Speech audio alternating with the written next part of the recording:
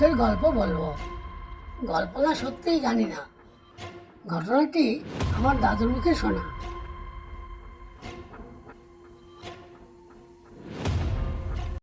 গল্পের নাম বাঁশবাগানের বউ। নদিয়ার প্রতাপপুর গ্রামে একটা বিশাল বাঁশবাগান আছে।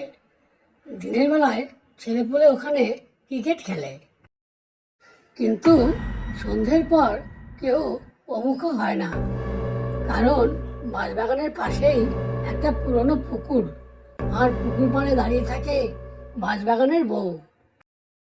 গল্পটা 1987 সালের। হরেন কাকা তখন জোয়ান। একদিন রাতে হাট থেকে ফিরছিল, বাঁশবাগানের পাশ দিয়ে পুকুর পাড়ের কাছে আসতেই দেখে পুকুর পাড়ে এক বউ সাদা থান পরে দাঁড়িয়ে আছে।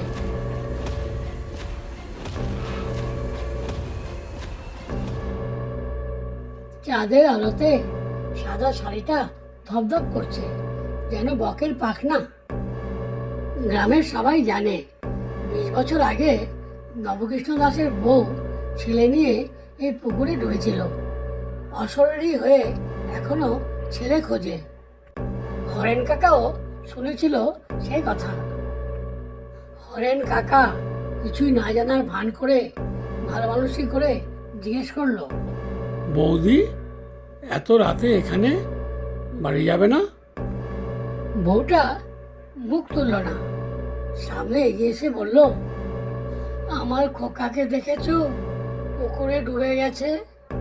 হরেন কাকার বুকটা ধপ করে উঠল, দৌড়িয়ে পালাতে গেল। বউটা ফিসফিস করে বলল, তুমি আমার খোকা হবে? কোনো রকমে রাম নাম জপতে জপতে দৌড়ে পালিয়েছিল কাকা।